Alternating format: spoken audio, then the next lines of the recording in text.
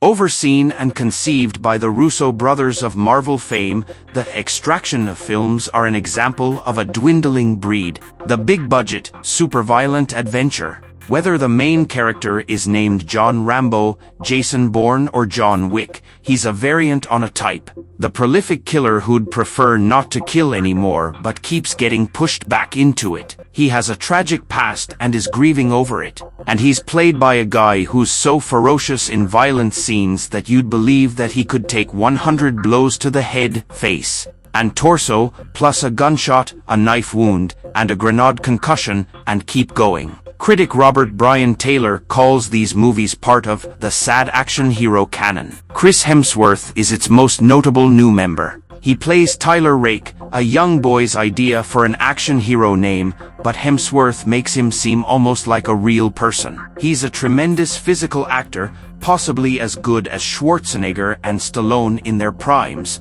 but with more range. He's played a scheming male bimbo, a legendary computer hacker, a depressed mercenary, a 19th century whaler, a cult leader, and the mighty Thor, all convincingly. He's got a bit of the young Sean Connery's self-aware swagger as well. But there's also a buried sadness to him, and that's what the Extraction films dig out. Tyler used to be a Special Forces soldier with the Australian Army. He chose to go to Afghanistan for yet another tour of duty while his son was battling an incurable disease and was not present when the boy died. Then his marriage fell apart and he became a mercenary. Guilt over husbandly and parental failure is as much of a driving force in the Extraction franchise as amnesia in the Bourne films and mourning in the John Wick series.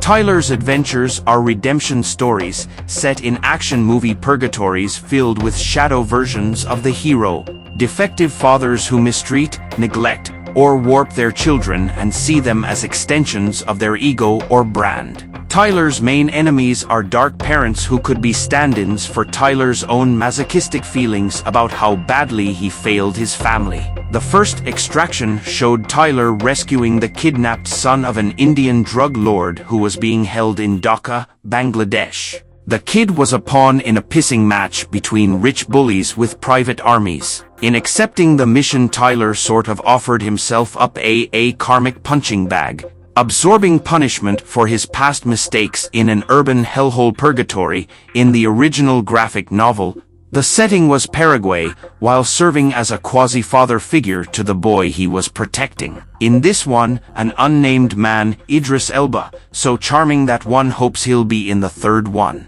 shows up at the cabin in the woods where Tyler is recovering from the previous mission and delivers a message from his ex-wife, who, as it turns out, is Georgian. Her sister and her children are being held in a Georgian prison by her drug dealer husband David Tornike Bziava, who had the clout to get them all ensconced with him. Rake is hired to bust the family out of prison and take them away from David and his brother Zurab Tornike Gogrikiani, who's even more of a psycho. Complications ensue. All you need to know is that the film is 3 long action sequences with a bit of character development sprinkled in. The first is an uninterrupted 21-minute action sequence following Tyler and the family through a wild prison break, and onto a train that's chased across the tundra by helicopters filled with armed thugs in body armor. Any thugs who aren't killed in midair drop onto the train and fight Tyler and his 2 allies, Nick, Golshifta Farani, and Yaz, Adam Bessa, with guns, fists, knives, and whatever objects are lying around. Director Sam Hargrave, a former stunt coordinator who made his directorial debut on the first Extraction, takes the digitally stitched together, super long oneer that was introduced to viewers in mid-aughts films like Steven Spielberg's War of the Worlds and Alfonso Cuarón's Children of Men and pushes it to ostentatious but admittedly dazzling extremes. Like the long take in the original Extraction, it has a video game feeling. Cinematographer Greg Baldy's camera often adopts a first-person or over-the-shoulder vantage point, as in a shooter game. The point of view moves in and out of moving train cars, varies its distance to get tight close-ups of people's anguished faces or panoramas full of moving vehicles and people, and generally does things that are against the laws of physics as well as the rules of production insurance companies. Despite the Eastern European blue-gray filters and bloodletting and bone-crunching, you're aware that the sequence is no more real than the Avengers battling Thanos. Some composited landscapes and helicopters don't pass the believability test, and a few big camera moves that take us from outside to inside and vice versa are too clever for their own good. But it's all so intricate and expertly timed that you still appreciate it, as one might a performance of a fiendishly difficult piano concerto where just hitting the notes is beyond most players' capabilities. The other two major sections of the film are modeled, respectively, on the first Die Hard and one of John Woo's classic doppelgangers battle each other films, probably The Killer, which, like this film, climaxes in a candlelit church with doves fluttering about.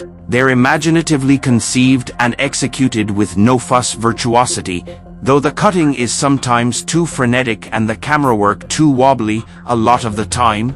Hargrave is doing a modified version of that Russo Bros shaky equals excitement style, but they face the unusual problem of being good enough to anchor nearly any other action epic yet feeling like a letdown, because they must follow that jailbreak to railway sequence.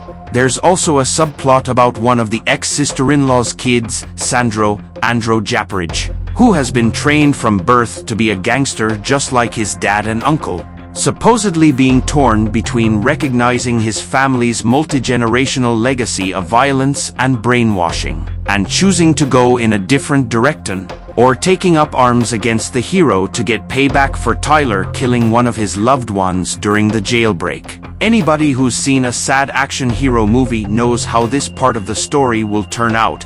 They're not going to write out Chris Hemsworth, so you play the waiting game. Hemsworth and everyone playing characters connected to Tyler's past mistakes and present-day issues are thoughtful actors. They take this assignment seriously. They dig into the psychological trauma and guilt aspects of Joe Russo's script, imbue them with a graphic novel variant of seriousness, i.e., Pulp Fiction played solemnly, and briefly elevate Extraction to beyond glorified video game status.